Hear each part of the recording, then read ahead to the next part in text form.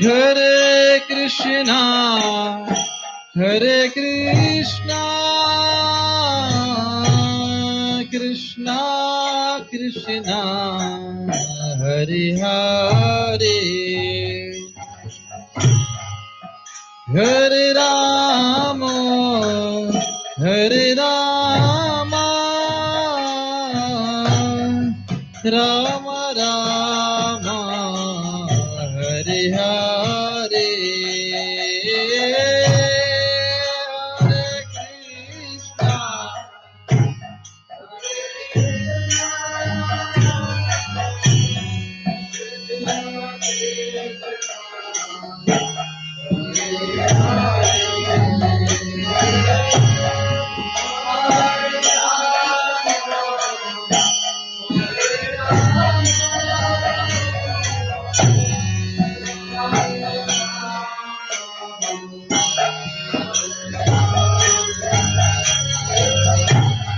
Hare Krishna, Hare Krishna, Krishna Krishna, Hare Hare, Hare Rama, Hare Rama, Rama Rama, Hare everybody. Hare Krishna,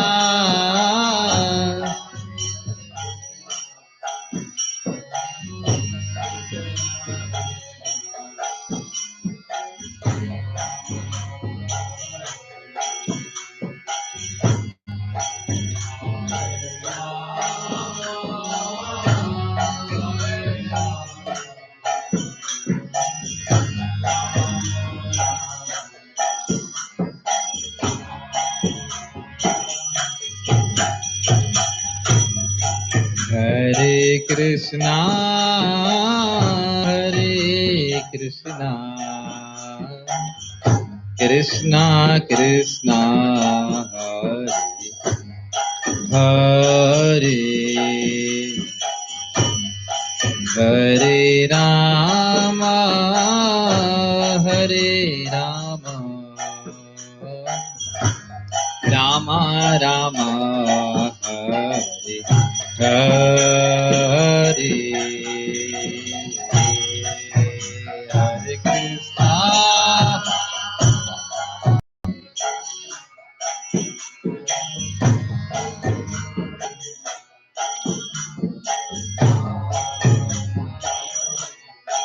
Very nice. Hare Rama,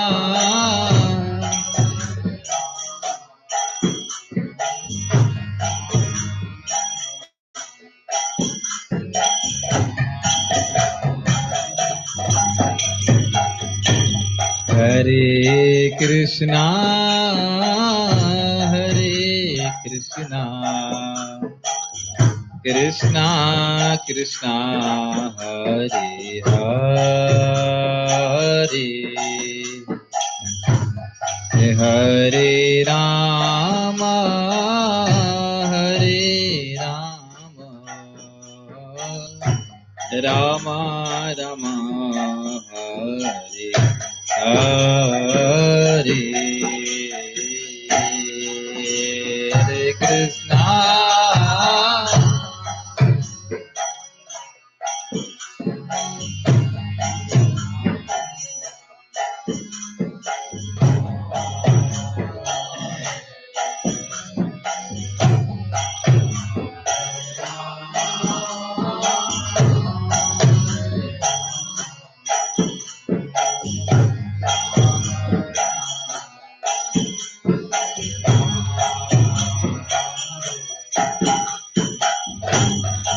Hare Krishna, Hare Krishna, Krishna Krishna, Hare Hare, Hare Rama, Hare Rama,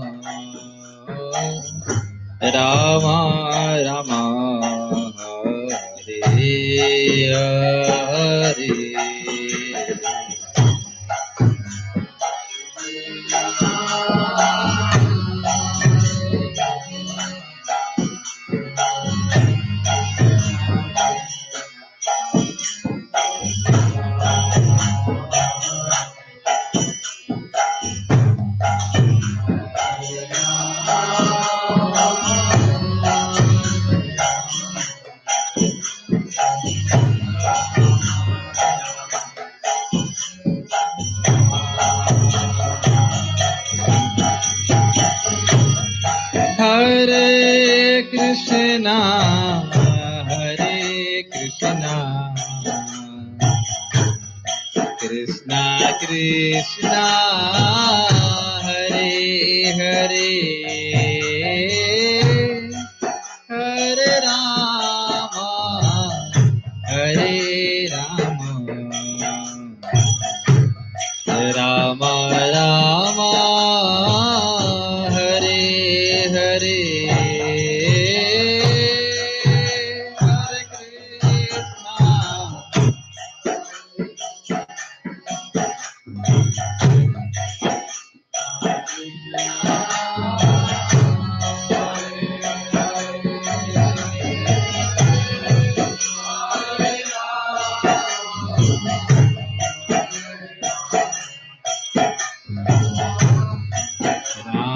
Rama Rama,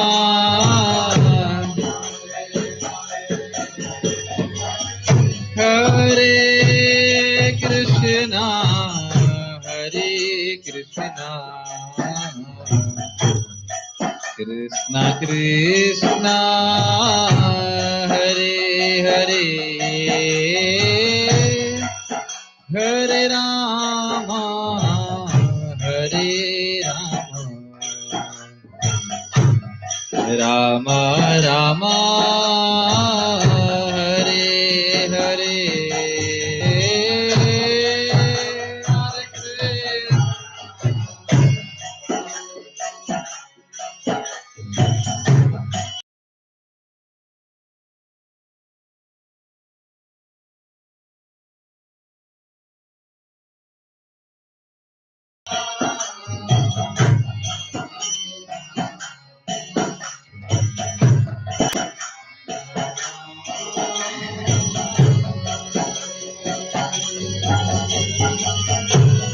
Hare Krishna, Hare Krishna,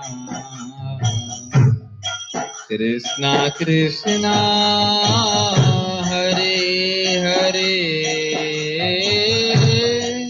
Hare Rama, Hare Rama, Rama Rama, Hare Hare,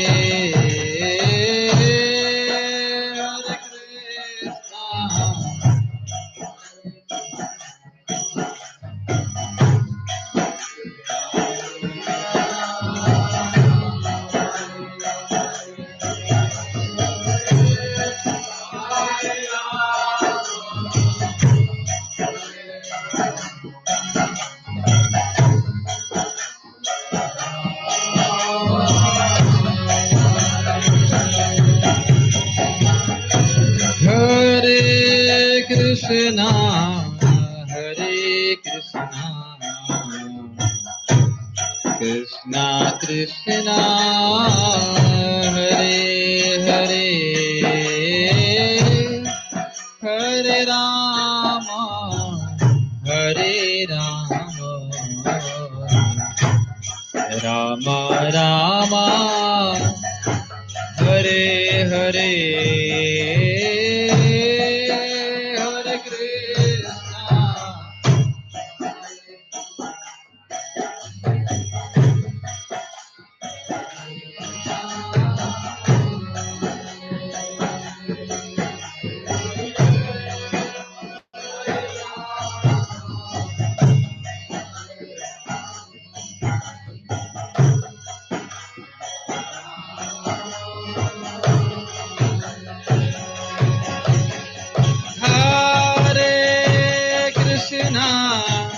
Hare Krishna.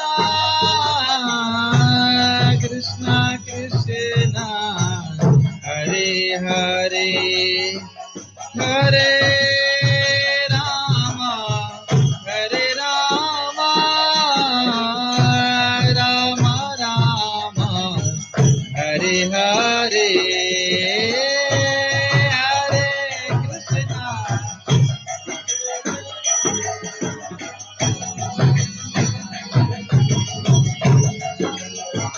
Everybody, please stand. Hare Rama.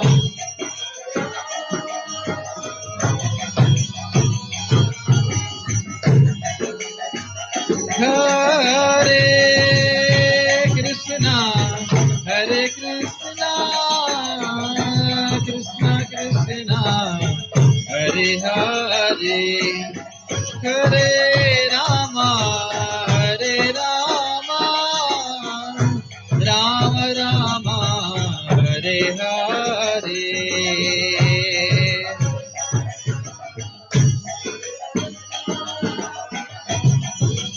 बोलिए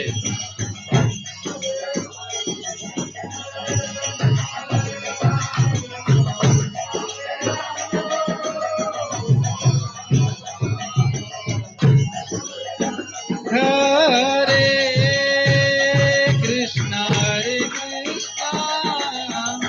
Krishna Krishna, Hare Hare, Hare Rama, Hare Rama, Rama Rama, Hare Hare, Hare Krishna.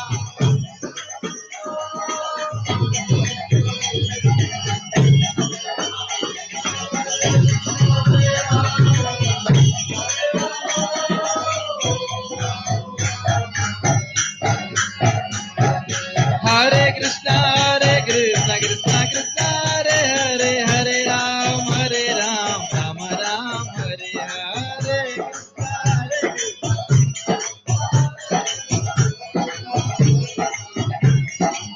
Hare Krishna, Krishna Krishna, Hare Hare, Hare Ram, Ram Ram, Hare Hare Krishna.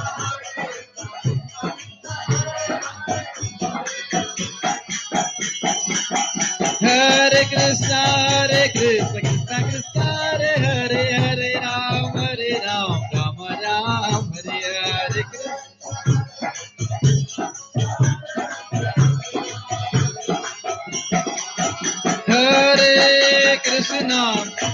Krishna, Krishna Krishna, Hare Hare, Hare Ram, Ram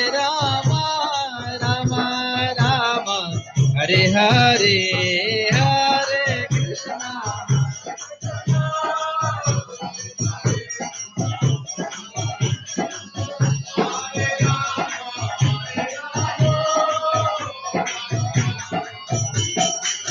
Hare Krishna, Krishna Krishna, Hare Hare, Hare Rama,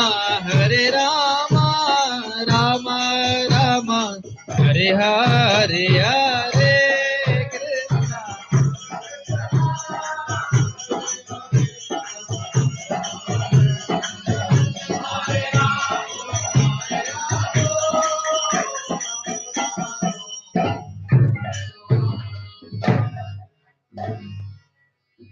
Shri हरिनाम संकीर्तन की जाए, श्रील प्रभुपाद की जय। भक्ति वृक्ष आज double Shastri, मेरे दोनों तरफ शास्त्री, मेरे लेफ्ट में भी शास्त्री, मेरे राइट में भी शास्त्री। आपको थोड़ा पास पास आ सकते हैं, लेकिन here nice. Fan can be little bit reduced. आपका मेडिसिन आपको मिला? तो मेडिसिन मैंने रूम में रखा हुआ, मेरे को लाके दे दो। पाठ 5 पे हम लोग चर्चा कर रहे हैं भक्ति वृक्ष का पाठ्य पुस्तक कृष्ण सेवक। Exhaust can be put off. कर्म करने की कुशलता। तो चर्चा ये हो रही कि क्या कर्म ही पूजा है, और प्रश्न किया जाएगा कि कर्म पूजा है तो पूजा है किसकी, ये भी पूछना चाहिए उस व्यक्ति से। तो हम लोग पढ़ेंगे आज कर्म करने की कुशलता के बारे में। किस प्रकार से हम लोग थोड़ा पढ़ रहे थे, जो रिवीजन था इस बात का कि जो कुछ भी हमको मिल रहा है भौतिक रूप से वो पहले से डिसाइड हो चुका है। हमने भी चर्चा किया था कि हम जो चूज करते हैं, जो चॉइस करते हैं, उसका रिजल्ट बहुत बड़ा आ सकता है। याद है कुछ मैंने बताया था इस बारे में, फिर से इसको रिपीट किया जाए, इस पॉइंट को, बहुत इंपॉर्टेंट है। हम जो चॉइस कर रहे हैं उसमें हमारी इंडिपेंडेंस है, लेकिन उसका रिजल्ट जो आएगा उस पर हमारी इंडिपेंडेंस नहीं है। वो चॉइस बहुत छोटी सी हो सकती है, लेकिन रिजल्ट बहुत बड़ा हो जाएगा। कोई उदाहरण दिया था, याद है आपको? माइक पे बोल सकते हैं, ये बहुत इंपॉर्टेंट पॉइंट है। यस, माइक पास में ही, बिल्कुल। यस, याद नहीं है? हमने उदाहरण दिया था, मान लीजिए कोई व्यक्ति किसी का मर्डर करता है, तो मर्डर करने में 1 मिनट 2 मिनट लग सकता है, लेकिन उसे जो कह सकते हैं आफ्टर इफेक्ट्स हैं, तो जेल में जाना पड़ेगा। तो है ना, 2 मिनट का मर्डर तो 2 मिनट के लिए जेल में जाना पड़ेगा, फांसी पे लटकना पड़ सकता है, ये बहुत आगे कार्य हो सकते हैं। ऐसे ही देखिए, अजामिल ने तो विदाउट चॉइस नारायण नाम ले लिया और इतना बड़ा लाभ मिल गया कि उसी जन्म में उसे भगवान के धाम जाने का मौका मिल गया। Small choice. और हम सब लोग भी, एक बार भक्त से चर्चा कर रहा था कि जब वो एक माला जब करना शुरू किए थे तो किसी ने सोचा नहीं था कि वो वृंदावन में आ जाएंगे। नहीं, तब उन्होंने ये सोचा नहीं था कि वो 16 माला करने लगेंगे। फिर जब 16 माला करने लगे तब ये सोचा नहीं कि हम वृंदावन में आ जाएंगे। तो इस प्रकार से हम देखते हैं कि जो हम चुनाव कर रहे हैं उसके जो लाभ या प्रभाव है वो बहुत आशातीत हो सकते हैं। You can just come here and sit. You can see more clearly. तो हम लोग बात ये कर रहे थे कि कर्म करे। हाँ, दूसरा पॉइंट ये था कि इसलिए हम लोगों को अब जो भौतिक कर्मों के अनुसार जो शरीर जो भी अवस्था मिली है उस पर तो हमारा कोई कंट्रोल नहीं है। तो उस पे ज्यादा प्रयास करने के बजाय व्यक्ति को वो प्रयास करना चाहिए भगवान की भक्ति प्राप्त करके भगवान के धाम जाने के लिए, क्योंकि वो कर्मों के अधीन नहीं है। और बात हुई थी फिर कि क्या कोई कर्म किए बिना रह सकता है, तो चर्चा ये हुई कि आत्मा का स्वभाव ही है क्रियाशील होना, इसलिए कर्म तो हमें करना ही पड़ेगा। हाँ, लेकिन अब कर्म कैसे करना चाहिए कि व्यक्ति बंधे नहीं, इस पे हम चर्चा करेंगे। कर्म करने की कुशलता, पेज नंबर 38। रामकृष्ण प्रभु पढ़िए, हमारे स्पोक्समैन है। हरे कृष्ण। हरे कृष्ण। अतः भगवान विष्णु की प्रसन्नता के लिए कर्म करना चाहिए। थोड़ा सा धीरे बोलिए, थोड़ा सा न्यूज़ पढ़ने ऐसा लग रहा है। अच्छा। इस जगत में किया जाने वाला कोई कर्म बंधन का कारण होगा, क्योंकि अच्छे तथा बुरे कर्मों के फल होने हैं, और कोई भी फल कर्म करने वाले को बांध लेता है। अतः कृष्ण यानी विष्णु को प्रसन्न करने के लिए कृष्ण भावना भावित होना होगा, और जब कोई ऐसा कर्म करता है तो वह मुक्त दशा को प्राप्त रहता है। यही महान कर्म कौशल है, और प्रारंभ में इस विधि में अत्यंत कुशल मार्गदर्शन की आवश्यकता होती है। पढ़िए पूरा पैराग्राफ पढ़िए, फिर मैं कुछ बड़ा इंपॉर्टेंट है। ये बहुत इंपॉर्टेंट है, इसको पूरा पढ़ लेते हैं फिर हम लोग चर्चा करेंगे। बहुत इंटरेस्टिंग है। यस। अतः भगवत भक्त के निर्देशन में या साक्षात भगवान कृष्ण के प्रत्यक्ष आदेश के अंतर्गत जिनके अधीन अर्जुन को कर्म करने का अवसर मिला था, मनुष्य को परिश्रम पूर्वक कर्म करना चाहिए। इंद्र तृप्ति के लिए कुछ भी नहीं किया जाना चाहिए, अपितु हर कार्य कृष्ण की प्रसन्नता तुष्टि के लिए होना चाहिए। इस विधि से न केवल कर्म के बंधन से बचा जा सकता है, अपितु इससे मनुष्य को क्रमशः भगवान की वह प्रेमा भक्ति प्राप्त हो सकेगी जो भगवत धाम को ले जाने वाली है। आप सब भक्तों के लिए ये सब चीजें बहुत नॉर्मल सी लग रही होंगी, लेकिन अब जरा किसी सामान्य व्यक्ति को बताइए कि आप कृष्ण की सेवा, अपनी इंद्रियों से कृष्ण की सेवा करें, तो पहले तो व्यक्ति को समझ में नहीं आता कि कृष्ण है कहाँ जो सेवा किया जाए। तो इसीलिए यहाँ प्रभुपाद बोल रहे हैं कि प्रारंभ में इसमें बहुत मार्गदर्शन की आवश्यकता है। एक चीज आप देखिए, जब आप मान लीजिए एक बर्गर खा रहे हैं और बर्गर से आपको संतुष्टि मिल रही है, बर्गर चलिए विदेशी आइटम हो गया, आलू का पराठा खा रहे हैं, तो बाहर से देखने से क्या लग रहा है, आप एंजॉय कर रहे हैं। लेकिन अगर वो पराठा भगवान को समर्पित है, भोग लग चुका है, तो भगवान उससे प्रसन्न हो रहे हैं कि बच्चा हमारा प्रसाद खा रहा है। तो ये सूक्ष्म विचार कहाँ समझ में आता है लोगों को। जैसे भी हम लोग कीर्तन कर रहे थे तो मैं अच्छा लग रहा था, तो लोग कहेंगे बाहर वाले, अरे देखो गा बजा रहे हैं ये लोग। लेकिन ये कीर्तन सबसे अधिक प्रिय करने वाली चीज है भगवान को। मैं इसमें छोटा सा उदाहरण दूंगा, बहुत इंटरेस्टिंग उदाहरण मेरे मन में आया था, मैंने कुछ दिन पहले शेयर किया था भरतपुर में, कि व्यक्ति क्या कर रहा है इससे अधिक महत्वपूर्ण है कि वो किसके लिए कर रहा है। हम लोग सुनते हैं तीसरा नाम अपराध है कि गुरु को नरमति, गुरु को एक सामान्य व्यक्ति मानना जो आध्यात्मिक गुरु हैं। तो मैं समझा रहा था उनको कि किस प्रकार से एक व्यक्ति अगर किसी संस्था के लिए कार्य कर रहा है तो हम उससे उसको आइडेंटिफाई करते हैं। जैसे कोई आईएसआई का एजेंट हो, जैसे खुफिया एजेंसी है पाकिस्तान की, तो अब अगर कोई वो व्यक्ति भारत में आता है और वो एक्चुअली बिल्कुल भारतीय लोगों की तरह कार्य करेगा अर्थात मतलब कपड़ा पहनने का स्टाइल, बोलने का स्टाइल वो बिल्कुल मिमिक कर देगा, मिमिक कह लीजिए, या बिल्कुल ऐसा कार्य करेगा कि भारतीय लगेगा। लेकिन अगर भारत की जो इंटेलिजेंस एजेंसी है वो उसको पकड़ती है तो कभी नहीं स्वीकार करेगी कि वो पाकिस्तानी नहीं है। वो यही कभी नहीं स्वीकार करेगी पाकिस्तानी नहीं है। हाँ, मतलब वो यही विश्वास करेगी नहीं तो पाकिस्तानी है, लेकिन देखने में और बाकी हालचाल में बिल्कुल भारतीय लगेगा। यस। अब वो कार्य क्या, इंटरेस्टिंग बात है, वो कार्य क्या करता है, वो ये करता है कि यहाँ की खुफिया रहस्य को पाकिस्तान पहुंचाता है। दो कार्य इंटरेस्टिंग है। अब आप देख सकते हैं कि आध्यात्मिक गुरु क्या करते हैं। आध्यात्मिक गुरु कृष्ण स्थान का रहस्य माया स्थान में लेके आते हैं। जो भगवान का धाम है उसका रहस्य प्रकट करते हैं भौतिक जगत में। तो देखने में लगेगा कि बद्ध हैं, उनको भी बाथरूम जाना होता है, वो भी खाना खाते हैं, वो भी सोते हैं, लेकिन वो कार्य किसके लिए कर रहे हैं और 24 घंटा कृष्ण की सेवा में लगे हुए हैं, उससे बिल्कुल समझ में आना चाहिए कि नहीं, ये बिल्कुल माया जगत के नहीं है। बहुत इंपॉर्टेंट पॉइंट। इहा यस्य हरेर्दास्य कर्मणा मनसा गिरा निखिलासु अपि अवस्थाचु जीवन मुक्त स उच्यते। ये श्लोक बड़ा इंटरेस्टिंग है। कोई व्यक्ति मन से, वचन से, कर्मों से कृष्ण की सेवा कर रहा है या फिर करने की इच्छा कर रहा है तो वो मुक्त है। कितना पावरफुल है। तो ये बहुत रहस्यात्मक है, लोगों को समझ में नहीं आता। इसलिए भी समझ में नहीं आता क्योंकि दिखता नहीं है कि लोग मुक्त हो जा रहे हैं। ऐसा नहीं। एक व्यक्ति ने मुझसे पूछा, अगर भगवान का हरे कृष्णा करने से आप भगवान के धाम चले जाते तो आप क्यों नहीं चले गए? मैंने सिंपल सा उत्तर दिया ताकि आपके प्रश्न का उत्तर दे सकूं। अगर भगवान मैं चला गया होता तुरंत तो आपका प्रश्न आप किसी से कर ही नहीं पाते। तो भगवान कुछ समय के लिए हमें भक्तों को रखते हैं यहाँ पे।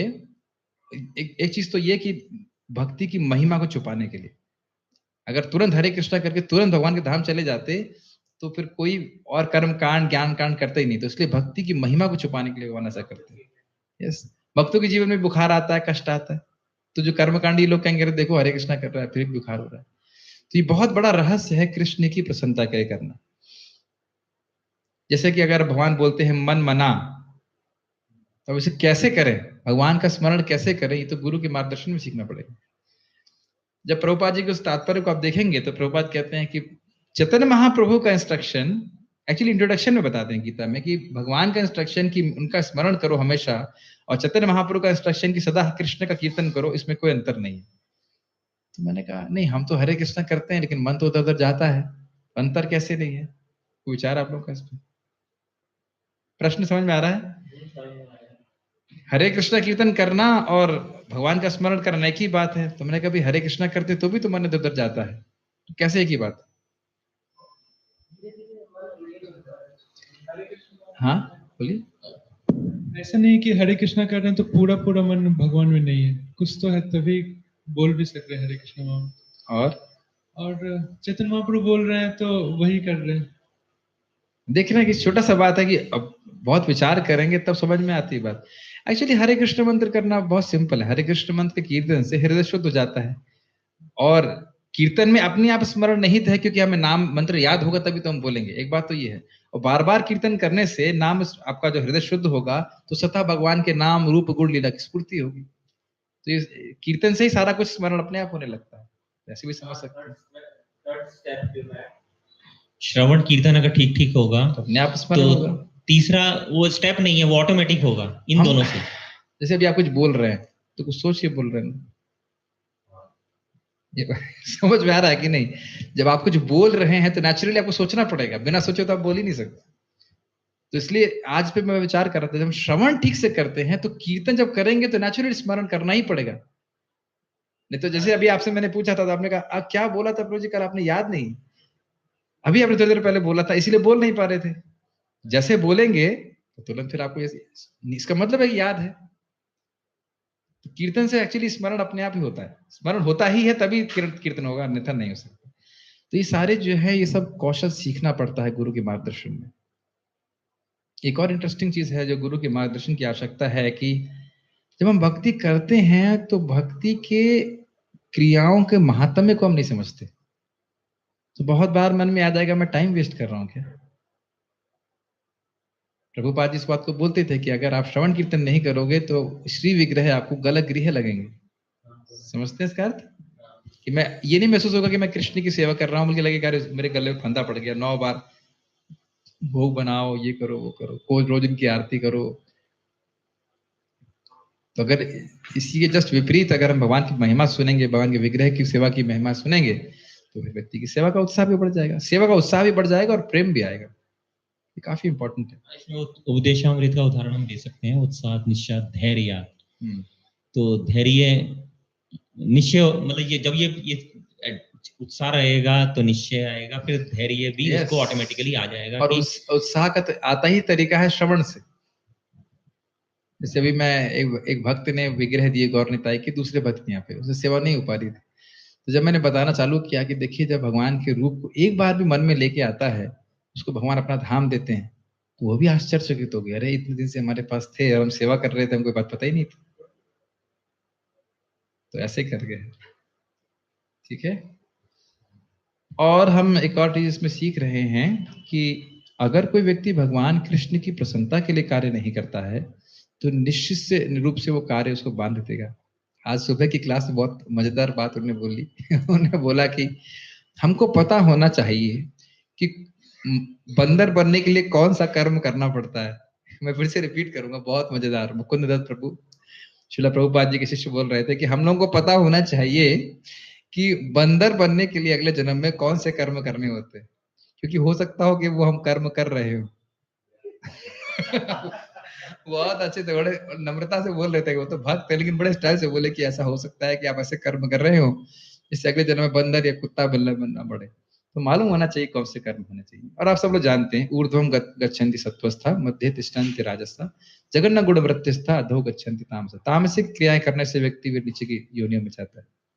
ये सब बहुत बड़ा रहस्य है जो लोगों को बताना चाहिए, नहीं तो लोग पूरा अपना जीवन केवल इंद्रिय तृप्ति में लगा देते हैं। एक चीज मैं और बोलना चाहता हूँ इसमें, ये है कि जब ये समझ में आए कि ये कृष्ण की प्रसन्नता के लिए है, तो प्रभुपाद क्या बोल रहे हैं, परिश्रम पूर्वक कर्म करना चाहिए। कितना सुंदर है, जितने मेहनत कर्मी लोग करते हैं अपने भोग विलास के लिए कर्म करने के लिए, उतनी ही मेहनत से व्यक्ति को कर्म करना चाहिए अगर भगवान की प्रसन्नता के लिए दिख रहा है। कोई रथ यात्रा कर रहे हैं या प्रचार कर रहे हैं या कुछ भी आप काम कर रहे हैं, उसमें उतनी एनर्जी लगानी चाहिए। परिश्रम का अर्थ केवल यही नहीं कि मतलब ईंट उठा रहा है, परिश्रम का मतलब बुद्धि से भी लगाए, एब्जॉर्ब हो उसमें कि मुझे अच्छे से करना, क्योंकि कृष्ण को प्रसन्न करेगा।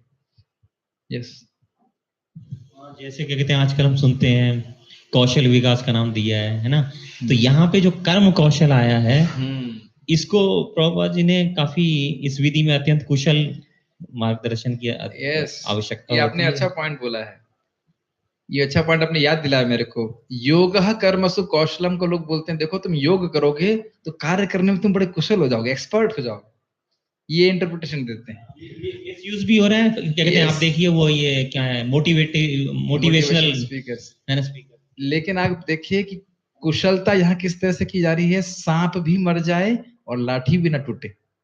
सब सुना है आपने, ये इसका अर्थ समझते हैं। जैसे कि आप कार्य कर रहे हो, कि कार्य करने की प्रवृत्ति है, उसको तो आप नहीं बंद कर सकते।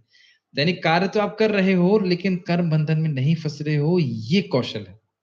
और ये कौशल योग कहलाता है। योग का अर्थ क्या होता है, भगवान से जुड़ना अपनी इंद्रियों को। तो योग कर्मसु कौशलम का अर्थ क्या हुआ, कर्म के द्वारा भगवान के। हाँ बोलिए, क्या बोल रहे थे।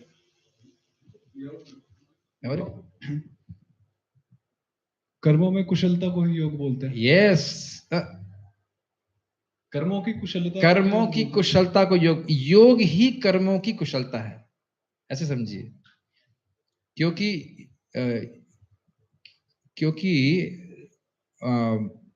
अगर हमने कर्म किया और उसमें बंधन में पड़ गए, तो सांप भी नहीं मरा और लाठी भी टूट गई, वो वाला हिसाब किताब होगा। प्रभुपाद बड़े स्पष्ट रूप से बताते हैं इस चीज को कि व्यक्ति कर्म करे लेकिन उसमें बंधे नहीं। बहुत इंटरेस्टिंग है।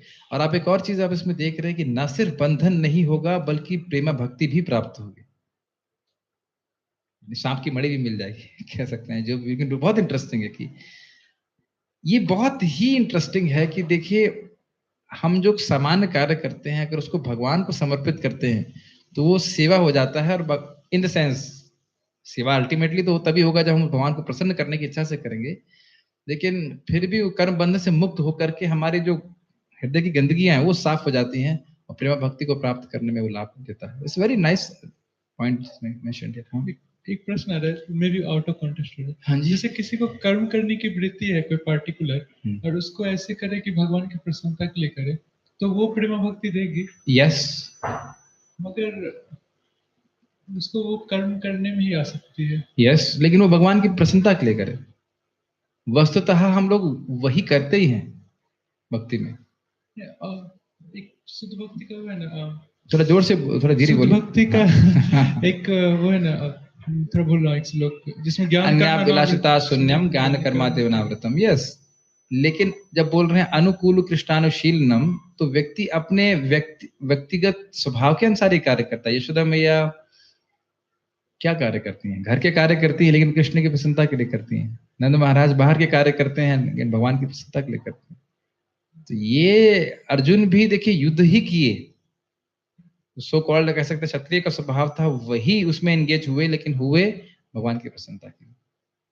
ऐसा हुआ कि क्षत्रिय की जगह ब्राह्मण बन गए हो? थोड़ा ऐसा होता है ना कि भगवान की सेवा के लिए कुछ भी करना चाहिए, जो कह दे। यस, भगवान जो बोले और गुरु जो बोले, लेकिन जनरली गुरु वही चीज बोलते हैं जो हमारे स्वभाव के अनुसार हो। लेकिन कभी अगर स्वभाव के अनुसार कुछ नहीं है तो वो भी प्रॉब्लम नहीं है, मतलब कर सकते हैं। लेकिन जनरली कोई भी लीडर एक व्यक्ति को ऐसी सेवा नहीं देगा, एटलीस्ट नहीं देना चाहिए, जो उसके स्वभाव के बिल्कुल सर्वथा विपरीत हो, तो व्यक्ति स्टेबल नहीं रह पाएगा। इस बात को भगवान स्वयं बोलते हैं, निग्रह किम करिष्यति, हर व्यक्ति अपने स्वभाव के अनुसार कार्य करता है, तो निग्रह करने से क्या फायदा होगा? दबाने से कुछ नहीं होगा। तो इसलिए बुद्धिमान व्यक्ति भी अपने स्वभाव के अनुसार कार्य करता है। तो इसलिए व्यक्ति को अपने स्वभाव को भगवान को अगर डोटेल कर ले तो भी बहुत बड़ी बात हो जाती है। ठीक है। अच्छा, एक चीज और प्रभु जी के मन मना, जैसे हमारा कुछ मतलब बाहर की एक्टिविटीज, जनरल पब्लिक को अगर हम बाहर की बात करें, बिल्कुल एकदम वो सब्जी खरीद रहा है और भी कुछ परचेज कर रहा है, अगर हमारा Krishna conscious activity, temple activity में देखें तो बहुत सारी चीजों की आवश्यकता होती है, तो सब कुछ वो मार्केट जा रहा है, सब कुछ कर रहा है, तो अंदर का जो मन मना वो तो नजर नहीं आ रहा किसी को, वो तो इंटरनल मैटर है ना। हाँ। और जो दूसरा व्यक्ति जो भौतिकवादी है, तो उसको क्या कहते हैं, ये क्या नहीं, एक तो प्रश्न, दो प्रश्न निकल रहे हैं इसमें से। पहला प्रश्न निकल रहा है कि अगर वो मन मना नहीं है, ठीक है, कृष्ण का जैसे अर्जुन की बात आई कि अर्जुन युद्ध कर रहा है, तो अर्जुन उस समय हरे कृष्ण महामंत्र नहीं जप रहा है, या फिर जब, ठीक है, तो लेकिन कृष्ण के डायरेक्शन में वो काम कर रहा है, तो ये मन मना ही है। समझ रहे हैं आप मेरा प्रश्न? देखिए सिंपल सी बात है, जब हम भगवान के लिए भोग बना रहे हैं, प्रभुपाद जी अपने लेक्चर बताते हैं, आप उसे कुछ खा नहीं रहे हो या कुछ पी नहीं रहे हो, तो आप कॉन्शियस हो कि कृष्ण के लिए। हम उतना कृष्ण कॉन्शियस नहीं जितना यशोदा मैया, लेकिन हम अपने लेवल पे कॉन्शियस हैं कि भाई हम साफ सफाई रखेंगे, हम गंदे होकर के नहीं करेंगे, तो विधि का पालन कर रहे हैं, मतलब वी आर कृष्ण कॉन्शियस। तो व्यक्ति अगर कोई सब्जी लेने जा रहा है तो उसका उद्देश्य है कि अच्छी से सब्जी लूं ताकि भगवान के लिए भोग बनेगा, नेचुरली अच्छा होगा। अभी एक भक्त आए, बहुत अच्छे भक्त हैं, तो वो कुकिंग कर रहे थे, तो तुमने इमीडिएटली देखा ये टमाटर तो अच्छा नहीं है, तो इमीडिएटली वो सोक या ये कढ़ाई साफ नहीं है, पूरा लग के सफाई किया। सो वेरी हैप्पी, कितने वो कृष्ण भावना भावित हैं, क्योंकि वो भक्ति करते हैं, बहुत कृष्ण भावना भावित हैं, भले ही वो बाहर रह रहे हैं, लेकिन जो कुकिंग कर रहे हैं वेरी कृष्ण कॉन्शियस। या अभी जो भक्त लोग आए थे शोभा यात्रा में, उन्होंने भगवान के लिए कुकिंग किया, तो जब से कुकिंग किया कुछ भी खाया नहीं, क्योंकि भगवान के लिए बन रहा है। तो ये अपना एक कृतज्ञता अनुभव कर रहे हैं कि मैं भगवान के लिए बना रहा हूँ, तो हम कुछ नहीं खाएंगे। बाद में जाकर के जब भगवान को भोग लग गया तो फिर उन्होंने प्रसाद ग्रहण किया। सैक्रिफाइस यज्ञ हो गया है ना। यस, तो यज्ञ को प्रसन्न करने की, भगवान विष्णु को प्रसन्न करने की भावना रहनी चाहिए। ठीक है। आज एक और बात हिट किया मेरे को, बहुत सिंपल सा, कि प्रभु जी बोल रहे थे कि we should act for the pleasure of Krishna. बात बहुत सिंपल है, लेकिन दुनिया के लोगों को प्रसन्न करने की बजाय, पब्लिक ओपिनियन को प्रसन्न करने की बजाय, हमें भगवान को प्रसन्न करना चाहिए। जैसे मान लीजिए हम प्रचार कर रहे हैं, आप सब लोग तो भक्त हैं, हमें सत्य बताने का प्रयास करना चाहिए, ना कि वो जो उनको अच्छा लगे। सभी भगवान है, किसको मानो? तो ये चीज ये लोगों को अच्छी लग सकती है, लेकिन ये भगवान को बिल्कुल अच्छा नहीं लगेगा। ये ईश्वर तो निराकार है, तो ये तो कतई बिल्कुल अच्छा नहीं लगेगा भगवान को। आप लोग तो सब भक्त ऐसा नहीं आप लोग करते हैं, मैं खाली बोल रहा हूँ कि ये चीज मेंटालिटी आना नहीं चाहिए कि अरे भाई इन लोगों को तो पसंद नहीं आएगा। 4 नियमों के बारे में बताओ तो 3.5 बताइएगा। हाँ, जनरली ऐसा होता है पूरा कि 4 मत बताइए। हम लोग कुछ बातें छुपा लेते, मतलब बोल नहीं पाते, या डर के मारे, या बहुत सारे रीजंस होते हैं। डर इसीलिए होगा जब हम सोचेंगे कि हमें कुछ भौतिक लाभ चाहिए, लेकिन देखिए लाभ अल्टीमेटली वही है कि भगवान कृष्ण से प्रसन्न हो जाए। एक बहुत अमेजिंग बात है, आप प्रभुपाद के जीवन से देख लीजिए, प्रभुपाद जी ने कभी कॉम्प्रोमाइज नहीं किया, और भगवान ने इतना दिया कि हैंडल ही नहीं हो रहा, और अभी भी एक्सपैंड कर रही है ऑर्गेनाइजेशन। तो इस प्योरिटी को मेंटेन करके रहना चाहिए, कृष्ण की प्रसन्नता, और वही हमको भी संतुष्ट करे। ठीक है, क्या आप पढ़िए नेक्स्ट पैराग्राफ। जीव भगवान के सहयोग के बिना जीव भगवान के सहयोग के बिना सुखी नहीं हो सकता, क्योंकि जीव की नित्य स्वाभाविक स्थिति ऐसी है कि भगवान की इच्छाओं के अधीन रहा जाए। अतः श्री कृष्ण ने अर्जुन को युद्ध करने का इस तरह आदेश दिया मानो भगवान उसके सेना नायक हो। परमेश्वर की इच्छा के लिए मनुष्य को सर्वस्व की बलि करनी होती है और साथ ही स्वामित्व जताए बिना स्वधर्म का पालन करना होता है। अर्जुन को भगवान के आदेश का मात्र पालन करना था। परमेश्वर समस्त आत्माओं के आत्मा हैं, अतः जो पूर्णतया परमेश्वर पर आश्रित रहता है, या दूसरे शब्दों में जो पूर्णतया कृष्ण भावना भावित है, वह अध्यात्म चेतस कहलाता है। निराशी का अर्थ है स्वामी के आदेशानुसार कार्य करना, किंतु फल की आशा न करना। कोषाध्यक्ष अपने स्वामी के लिए लाखों रुपए गिन सकता है, किंतु इसमें से वह अपने लिए एक पैसा भी नहीं चाहता। इसी प्रकार मनुष्य को यह समझना चाहिए कि संसार में किसी व्यक्ति का कुछ भी नहीं है, सारी वस्तुएं परमेश्वर की हैं। मई अर्थात मुझमें का वास्तविक तात्पर्य यही है। और जब मनुष्य इस प्रकार से कृष्ण भावनामृत में कार्य करता है, तो वह किसी वस्तु पर अपने स्वामित्व का दावा नहीं करता। यह भावनामृत निर्मम अर्थात मेरा कुछ नहीं है कहलाता है। यदि ऐसे कठोर आदेश को, जो शारीरिक संबंध में तथा कथित बंधुत्व भावना से रहित है, पूरा करने में कुछ झिझक हो तो उसे दूर कर देना चाहिए। इस प्रकार मनुष्य विगत ज्वर अर्थात ज्वर या आलस्य से रहित हो सकता है। अपने गुण तथा स्थिति के अनुसार प्रत्येक व्यक्ति को विशेष प्रकार का कार्य करना होता है और ऐसे कर्तव्यों का पालन कृष्णा भावना भावित होकर किया जा सकता है। इससे मुक्ति का मार्ग प्रशस्त हो जाता है। एक इंटरेस्टिंग चीज है कि पहली लाइन ही कितनी इंटरेस्टिंग है कि जीव का सुखी होने का एकमात्र तरीका है कि भगवान के संग सहयोग करे। जैसे आप सब लोग को उदाहरण पता है, मेरा हाथ तभी तक संतुष्ट हो सकता है जब तक वो पेट के संग कोऑपरेट करे, पेट को खाना दे। उदाहरण तो हमने कई बार सुन लिया है, लेकिन इसको हमें जीवन में एकदम हर सेकंड उतारने के लिए प्रयास करना कि अगर हम वाकई सुख चाहते हैं तो हमें भगवान के संग सहयोग करना पड़ेगा। प्रसाद खाना क्या भगवान के संग सहयोग करना है या नहीं? एक्सप्लेन कीजिए।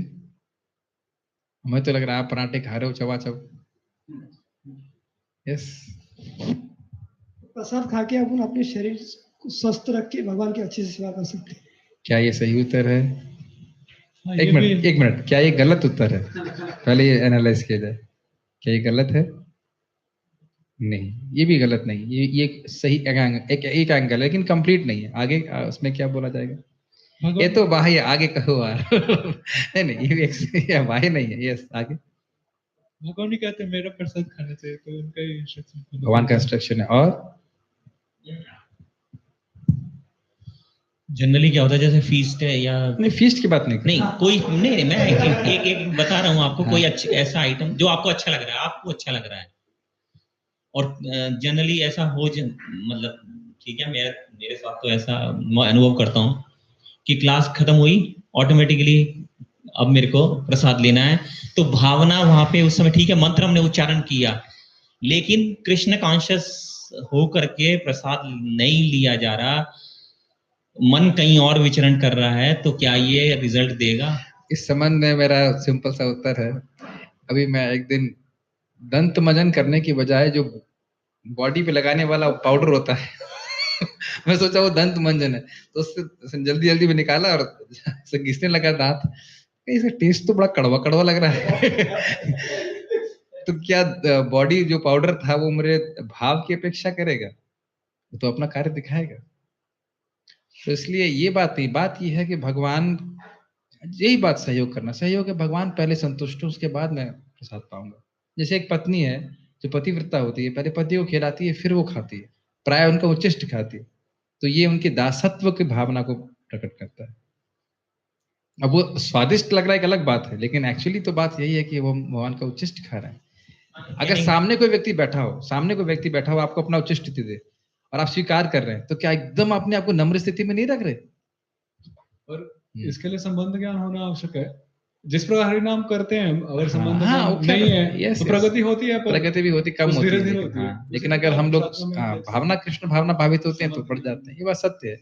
लेकिन सहयोग करना मतलब भगवान। और अच्छा, एक और बात है, जैसे आपने ये पॉइंट बोला था, भगवान कह रहे हैं कि भाई तुम यज्ञ का उच्छिष्ट खाओ। तो सहयोग का अर्थ क्या है? आज्ञा पालन करो, जैसा मैं कह रहा हूं वैसा करो। अब वो अच्छा लग रहा बुरा लग रहा आगे की बात है, लेकिन आज्ञा पालन करना। एक और इंटरेस्टिंग बात यहाँ पे आप देख रहे हैं कि भगवान ने कहा विगत ज्वरा, ये जो श्लोक इसको कोट किया जा रहा है, अरे बुखार छोड़ो अपना अपनी जो स्थिरता है वो छोड़ो और युद्ध करो। तो ये चीज एक सेना नायक की तरह भगवान बोल रहे हैं। क्या भगवान पांडवों के सेना नायक थे? नहीं थे, लेकिन बोल रहे हैं, ऑफिशियली नहीं थे, लेकिन बोल रहे हैं सेना नायक की तरह, गुरु की तरह, क्योंकि अर्जुन मेरे गए थे। इसको हम ये कह सकते हैं वो धर्म के अनुसार, धर्म। हाँ, लेकिन धर्म के अनुसार सब कुछ बोल रहे थे, लेकिन बोल रहे थे कि सेना नायक की तरह करो। ये सब क्या तुम छुप कर रहे हो, हटाओ उसको। ये सब क्या क्या कहते हैं इसको? कार्पण्य दोष है ये, कार्पण्यता क्यों? छोड़ो उसको आप। अब एक और इसमें इंटरेस्टिंग बात है कि भगवान की आज्ञा पालन करने में अर्जुन के लिए क्या बाधा थी? मोह। और क्लियरली ये प्रपोज परपट में बोल रहे हैं, परिवार के प्रति आसक्ति। ये बहुत स्ट्राइकिंग लगा मुझे पॉइंट। कुछ थोड़ा सा कठोर बोल सकता हूं, कठोर बोल लगेगा, ऐसे कठोर है नहीं, लेकिन चैतन्य महाप्रभु ने भी बोला है, जारे देखो तारे कहो कृष्ण उपदेश, या फिर पृथ्वी त्याची अथ नगर आकृति ग्राम। तो यदि इसमें हमारी कोई परिवार की आसक्ति आ रही है तो फिर हमें उसको त्याग करके प्रचार करना चाहिए। इसका अर्थ ये नहीं कि हर व्यक्ति ब्रह्मचारी आश्रम में आ जाए, इसका अर्थ ये भी नहीं कि कोई व्यक्ति गृहस्थ आश्रम में नहीं रह सकता। लेकिन अगर कोई व्यक्ति बोले तो जी मैं तो गृहस्थ हूँ, अब मैं कैसे प्रीचिंग कर सकता हूँ, अब मैं कैसे प्रोग्राम, चलो प्रीचिंग नहीं कर सकते, प्रोग्राम में कैसे आ सकता हूँ, तो मेरे फलाने के यहाँ शादी है, ऐसा होता है वैसा होता है, हो सकता है। तो इसको हमें त्यागना चाहिए, क्योंकि इससे हमें अल्टीमेट संतुष्टि नहीं प्राप्त होगी। ये जरूर लगता है कि इस समय बहुत इंपॉर्टेंट है, बहुत इंपॉर्टेंट है, मान लीजिए आज मृत्यु हो गई आपकी, तो कर लेना चाहिए उस चीज को, थोड़ा बहुत करते रहना चाहिए, समाज में निभाना चाहिए, इसे कहना चाहिए। लेकिन मुख्य उद्देश्य है हम कृष्ण के आदेशों को फैलाएं लोगों तक। इसकी इमरजेंसी को हम समझेंगे तब हमको समझ में आएगा कि बहुत इंपॉर्टेंट है कि लोगों के पास ये ज्ञान पहुंचना चाहिए। अच्छा, इसमें क्या है, लोक व्यवहार हमको करना चाहिए? जैसे श्राद्ध की बात आती है कि लोक व्यवहार के लिए श्राद्ध। देखिए, जो व्यक्ति भगवान का नाम जप कर रहा है उसके जो पूर्वज वैसे ही डांस करने लगते हैं ये हरे कृष्णा कर रहा है, जहाँ हम डांस कर रहे हैं और उधर वहां पूर्वज डांस करते हैं। विप्राद द्विशद गुणो युताद अरविंद नाभा पादारविंद विमुखात सपचा वरिष्ठ मन्ने तो दर्पित मनो वचने हितार्थ प्राणम पुनाति सकुलम नत भूरि मान। प्रहलाद महाराज ने कौन सा श्राद्ध किया था और उससे पहले सारे डिलीवरेंस हो गया। हाँ, लोग रीति के लिए कुछ कर सकते हैं जो गृहस्थ हैं, ब्रह्मचारियों की आवश्यकता नहीं, ब्रह्मचारियों को करने की आवश्यकता नहीं। तो जैसे चैतन्य महाप्रभु ने श्राद्ध दिया था जब वो गृहस्थ आश्रम में थे, संन्यास लेने के बाद कोई श्राद्ध नहीं करते। तो खैर महाप्रभु का एग्जाम्पल आप नहीं ले सकते हो, तो भगवान है, लेकिन मैं खाली बोल रहा हूँ कि सामान्य दृष्टि से अगर आप आश्रम में है, वैराग्य आश्रम में है, तो कोई आवश्यकता नहीं। भक्ति करने मात्र से, भक्ति संदर्भ को आप पढ़ सकते हैं, वैराग्य आश्रम में आने से भक्ति कर रहा है अगर घर छोड़ करके, तो पूर्वजों को धर ऐसे हो जाता है। हमारा बस यही प्रयास होना चाहिए कि हम लोग आश्रम में बने रहें, वही हमारा श्राद्ध है, और भक्ति अच्छे से करते रहे। और एक अच्छा पॉइंट जो प्रभुपाद ने यहाँ पे बताया है वो है कि कैशियर कितने नोट गिनता है और एक पे भी नहीं बोलता कि मेरा है, हजारों लाखों गिनते जाता है, बहुत बहुत अच्छे से गिनता है कि कोई गलती ना हो, किसी को ज्यादा ना मिल जाए, किसी से कम नहीं हो, फिर अपने लिए कुछ भी काउंट नहीं करता। एक एग्जाम्पल आर्मी के सैनिक का भी है। क्या एग्जाम्पल है, किसी को याद है? आदेश पर कार्य करता है, अपनी मर्जी से नहीं करता। और बॉर्डर पे वो मारते हैं तो उसके लिए उनको मेडल मिलते हैं, क्योंकि सरकार ने बोला। और घर पे आके ऐसे करेंगे तो पत्नी को शूट कर दिया तो पता उसको फिर जो है फांसी भी चढ़ा देंगे और कोई दंड दिया जाएगा। तो अपने लिए वो एक गोली भी नहीं चला सकता इसके ऊपर। और हाँ, गवर्नमेंट के लिए बहुत सारी गोली चला सकता है। इसके ऊपर एक महाराज बड़ा अच्छा बोल रहे थे, कह रहे थे कि देखो पुलिस वालों को भी, पुलिस वाले गोली नहीं चलाते लेकिन गन लेके घूमते रहते तो ऐसे भक्तों को भले ही भक्त लोग भी अपनी माला जो है लेके घूमते रह सकते हैं। अब माला लेके घूमते रहना चाहिए, भले ही हर समय जप ना करें, लेकिन अच्छा बात महाराज ये बोल रहे थे कि देखो वो लोग मन चाहे रूप से गोली नहीं चला सकते, लेकिन भक्त जब चाहे हरे कृष्ण मंत्र का गोला चला सकते हैं। अच्छा लगा था मुझे पॉइंट। तो खैर भक्तों को इस तरह से करते रहना चाहिए। तो इनके कहने का अर्थ है कि आलस से रहित होकर अब क्या भगवान की सेवा करो, वो छोड़ करके व्यक्ति को उत्साह के साथ कृष्ण की सेवा करना चाहिए। प्रश्न 1, दुख प्राप्त करने के लिए जिस प्रकार हमें कोई प्रयास नहीं करना पड़ता, वह प्रकृति के नियमानुसार आता है, उसी प्रकार क्या सुख प्राप्त करने के लिए भी हमें कोई प्रयास नहीं करना पड़ता? यस, सुख भी अपने आप आता है। इस विषय में श्रील प्रभुपाद का क्या कथन है? यही कथन है कि अपने आप आता है, उसके लिए अधिक प्रयास करने की जरूरत नहीं है। व्यक्ति इसके प्रति वास्तवतः हम लोग धीरे धीरे इनडिफरेंट होते चले जाएंगे। कभी सुख आता है, कभी दुख आता है, कभी सुख आता है, कभी दुख आता है, कभी सुख आता है, दुख आता है, और धीरे धीरे ये समझ में आने लग जाए कि ये दिया जा रहा है, तो फिर व्यक्ति इसके प्रति निर्लिप्त हो जाएगा, है ना। इसका अर्थ ये नहीं है कि व्यवहार में हम परिवर्तन ना करें। बहुत इंपॉर्टेंट है। मान लीजिए बुखार हो गया, तो इसका मतलब नहीं आप बुखार तो आना ही था, छोड़ो दवा नहीं लेना। हम दवा लेते हैं, व्यवहार करते हैं, लेकिन इसमें लिप्त नहीं होना चाहिए कि अब बुखार आ गया तो भजन छोड़ दो, भक्ति छोड़ दो। वो हमें करते रहना चाहिए। ये ध्यान हमेशा रखना चाहिए दृष्टिकोण की दृष्टि से कि बहुत कम आ रहा है भगवान की कृपा से। ठीक है। प्रश्न 2, क्या कृष्ण भावना मय व्यक्ति प्रगति के लिए प्रयास नहीं करता? आध्यात्मिक प्रगति के लिए यस, आध्यात्मिक प्रगति के लिए प्रयास करता है। गुड। प्रश्न 3, कोई भी भय छोड़कर क्यों नहीं रह सकता?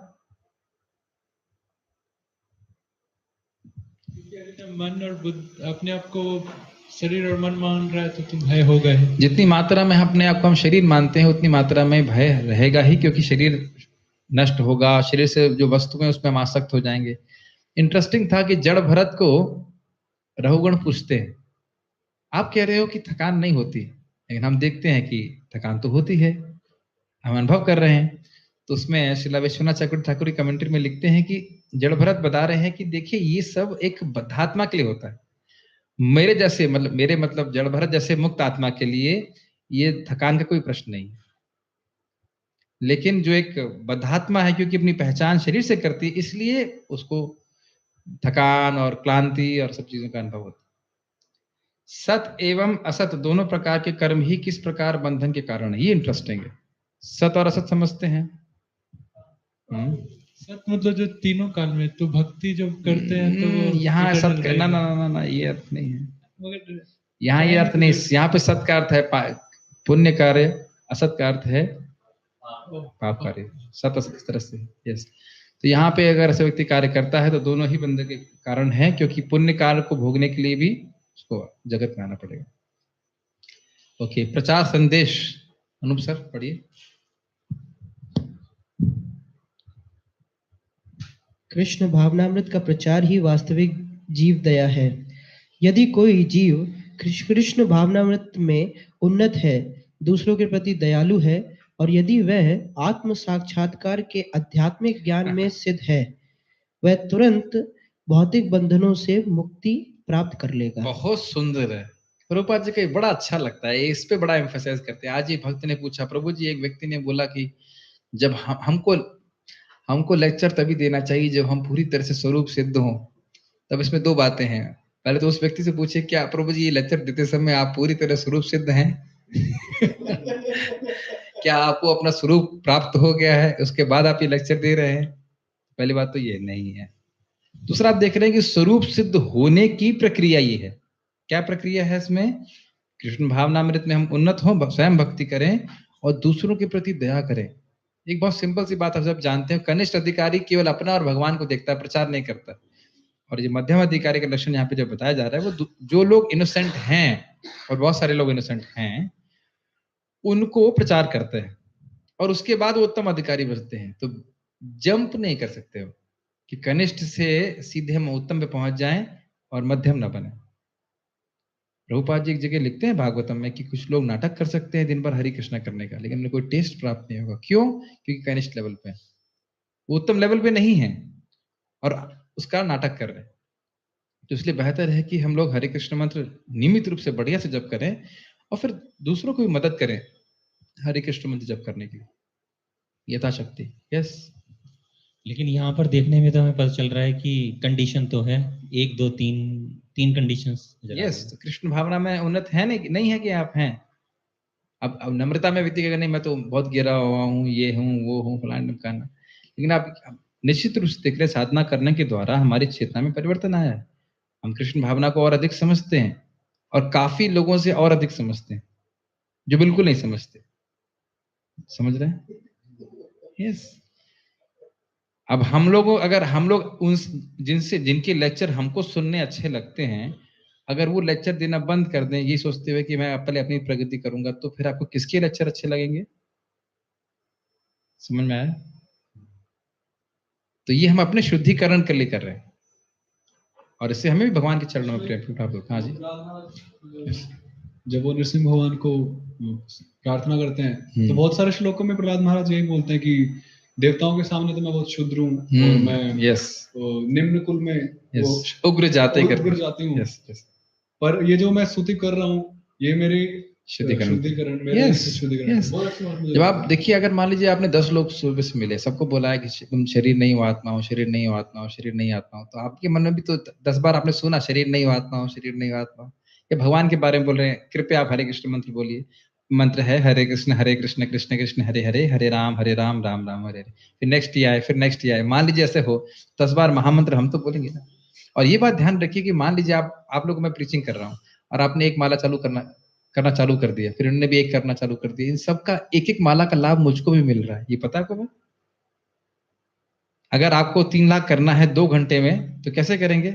16 माला कीजिए और कितने लोग, 12 लोगों को नहीं 192 लोगों को, नहीं कितने हो गए, 12 सेट होते हैं, 16 के 12 सेट होते हैं, तो 11 लोगों को आप इंस्पायर कर दीजिए 16 माला करने की।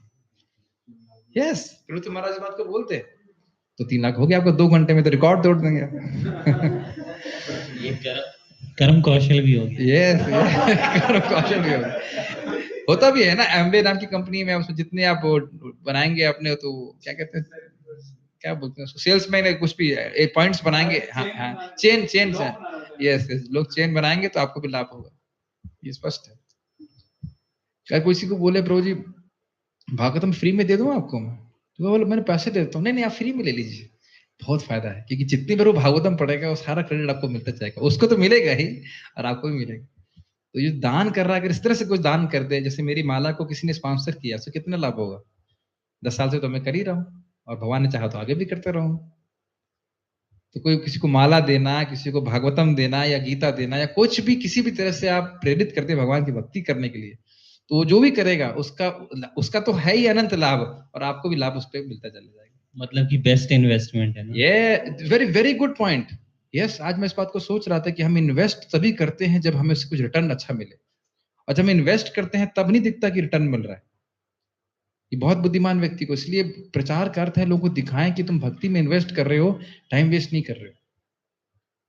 यस, तो ये प्रचार करना, ये सब जो है हमारे खुद के लिए बहुत लाभकारी है। बढ़िया, इस श्लोक में प्रयुक्त शब्द दया जीवेशु इंगित करता है कि यदि कोई आत्म साक्षात्कार में प्रगति करना चाहता है तो उसे अन्य जीवों के प्रति दयालु होना चाहिए। इसमें एक बहुत इंपॉर्टेंट पॉइंट मेरे को याद अभी आ रहा है कि जब कोई व्यक्ति टीचिंग करना चाहता है, आजकल के जमाने में ऐसा होता है, आप तो गुरुकुल में देखे होंगे कि जब नया टीचर आता है तो उसका कुछ ट्रायल क्लास होता है, डेमो क्लास। यस, तो वो क्या सोचता है, मैं बहुत बढ़िया से पढ़ाऊं ताकि मेरी नौकरी लग जाए और बच्चे लोग इम्प्रेस हो और फिर मतलब मेरे को परमानेंट हो जाऊं और मुझे सैलरी मिले। तो उसके लिए खुद तैयारी करनी पड़ती है कि नहीं? तो उसी प्रकार से कि हम अच्छे प्रचारक बने, हम अच्छे से फिलॉसफी सीखें ताकि हमें कृष्ण प्रेम प्राप्त हो, भगवान के चरणों की प्राप्ति हो, तो मेहनत करनी पड़ेगी ना। आपको क्या है, डेमो तो देना है, ठीक है, देखेंगे क्या टॉपिक है, कोई भी टॉपिक दे देना, ज्योग्राफी हिस्ट्री कुछ भी पढ़ा देंगे। ये एटीट्यूड हो सकता है, लेकिन एक्चुअली हम जिनको प्रचार कर रहे हैं उनको एक कस्टमर की देखे ना।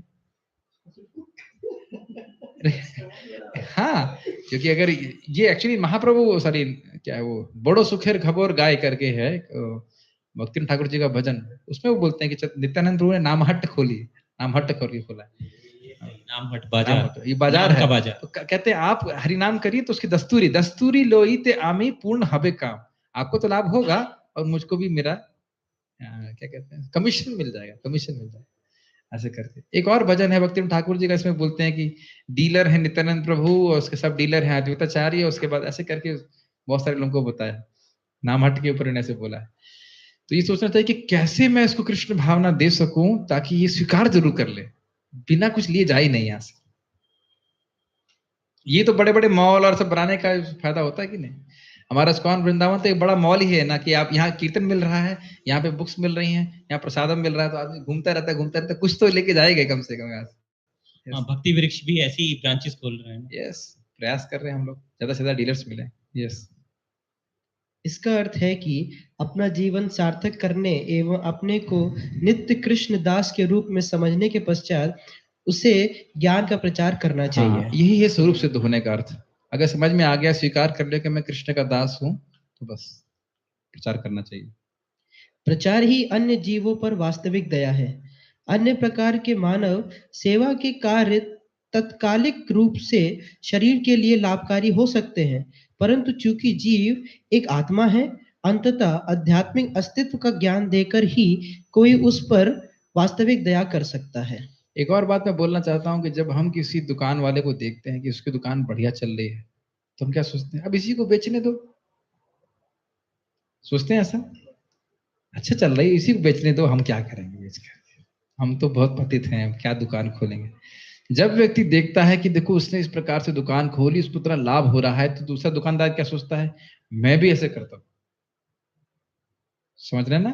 तो हम ऐसा करूं, इससे अच्छी सर्विस दूं, अच्छी सर्विस तो मेरे भी तो कस्टमर बढ़े। यस, और एक अद्भुत बात है कि कृष्ण भावना के जो कस्टमर है वो अनलिमिटेड है, कोई युद्ध करने की जरूरत नहीं है। कितना भी प्रचार करिए कम पड़ेगा, इतने सारे कस्टमर्स हैं। अफ्रीका, तंजानिया, कहाँ कहीं भी जाके प्रचार करिए, पाकिस्तान, कहीं भी प्रचार करिए, अनलिमिटेड। भारत में ही कितने सारी जगह, हिमाचल प्रदेश, कहाँ पे हम लोग प्रचार कर सकते हैं अगर चाहें तो। जैसे अभी हमने क्या किया, हमने देखा कि भक्ति वृक्ष से बंगाल में बहुत अच्छा प्रचार हो रहा है, तो हम भी सोच रहे हैं कि नॉर्थ इंडिया में भी दुकानें खोली जाए। चैतन्य चरितामृत में आता भी है कि स्वयं चैतन्य महाप्रभु ने दक्षिण भारत को संभाला, नित्यानंद प्रभु को बंगाल, यस, और नॉर्थ इंडिया रह गया।